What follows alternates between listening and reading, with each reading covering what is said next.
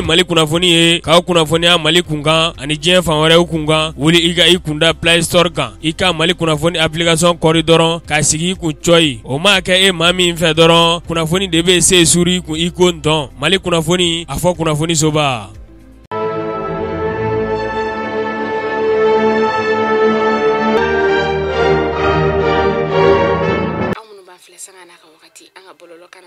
Mali kɔnɔ yan ka taa se Mali kɔ kana ma an bɛ aw bɛɛ lajɛlen fo aw ka wagati o cogoya la aw bɛ sigi k'aw ka kunnafoni min ma kɔnɔ Mali kunnafoni.net ale jabaranin kan nin y'o waati seli a y'o bisimila.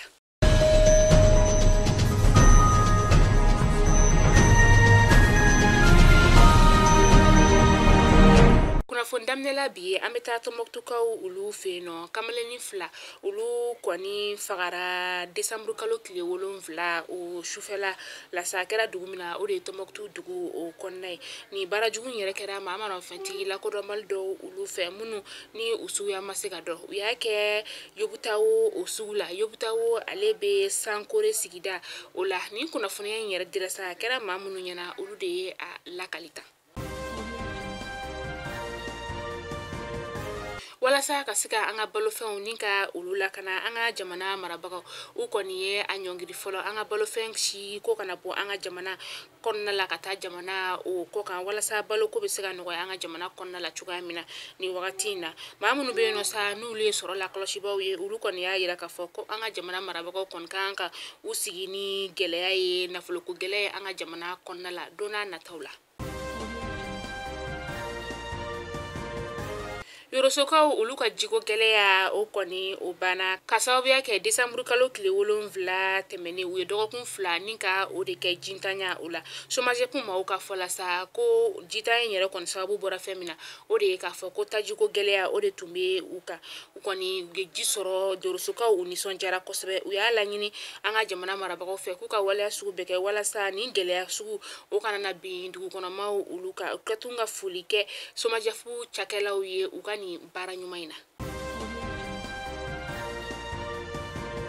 Back to school maaw ka laɲini o kɔnɔna la kɛra sababu ye sa ni ka kalanden 83 ka olu bila ka taa kalanso o kɔnɔna la bankasikaw olu fɛ yen nɔ bankasi marabagaw olu y'a jira k'a fɔ ko nin kɔni kɛra wala min n'a nisɔndiya bonyanu ma kosɛbɛ kalanden ninnu yɛrɛ ye kalan daminɛ décembre kalo tile 7 tɛmɛnen na u y'a jira k'a fɔ ko kapu yɛrɛ nali bankasi o kɔnɔna la sa ko yɛrɛ fana kɛra a dama nisɔndiya ye.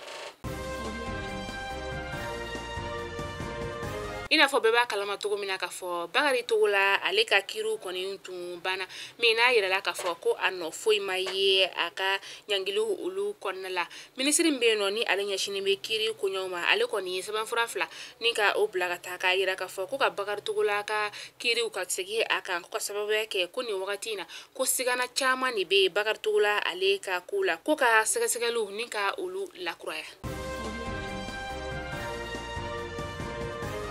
An ka gouvernement maa 3 olu kɔni ye u kunda Banyangarakaw ka dugu o kɔnɔna la ka sababuya kɛ bingani wale min ni a kɛra Banyangarakaw olu fɛ yen nɔ n'a kɛra sababu ye ka maa 31 ka olu bɔnɛ u ni na sɔriko u wulila ni ka taa u ɲɛ da a yɔrɔ kofɔlen o kan ani ka tila tuguni ka taa sibila kɛ ka taa banbagatɔw olu yɔrɔ la ka kɛ ni o kɔnɔna sa Banyangarakaw olu yɛrɛ kɔni tun kelen don ka désobéissance civile ni ka o baaraw yɛrɛ daminɛ désobéissance civile min n'a bɛ jira k'a fɔ ko u sen tɛ jamana ka fɛn fosi o la u kɔni ye o baaraw ni ka olu kɛ.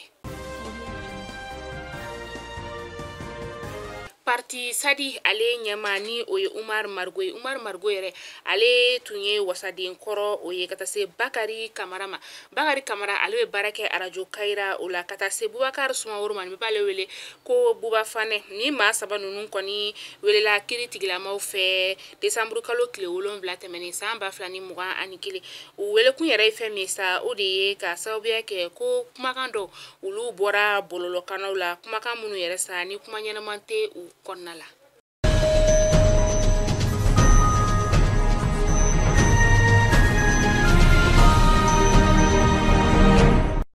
An bɛ taa kɔkan kibaru la n'an taara kɔkan kibaru la an b'an kunda Burkina Faso kaw ka jamana o kɔnɔna kan u ka jamana ɲɛmaa n'o yɔrɔ Marc Christian Kabore ale kɔni ye dansigi kunu Desambre kalo tile 8 san 2021 a ka ministre ɲɛma ni o ye Christophe Marie Joseph Dabire o ka fanga o la a kɔnɔna la sa u kɔni ye sɛbɛnfura bila min n'a bɛ yira k'a fɔ ko a n'a ka gouvernement maa bɛɛ lajɛlen u kɔni ye wala ni ka o sɛmɛ.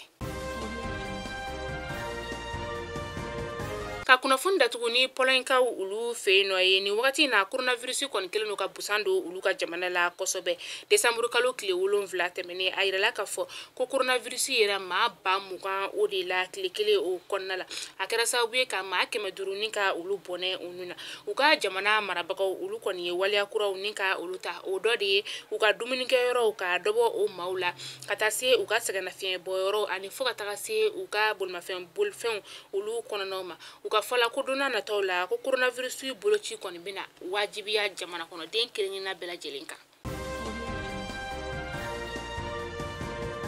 Mali kunnafoni jabarani lajɛbaw Pɔlɔn jamana de bɛ dansigi an ka bi kunnafoni la n'Ala man ka jɔnya joona an bɛ ɲɔgɔn sɔrɔ nɔ sini inshallah kunnafoni kuraw olu kɛnɛ kan aw k'an bɛn diɲɛ waati wɛrɛ.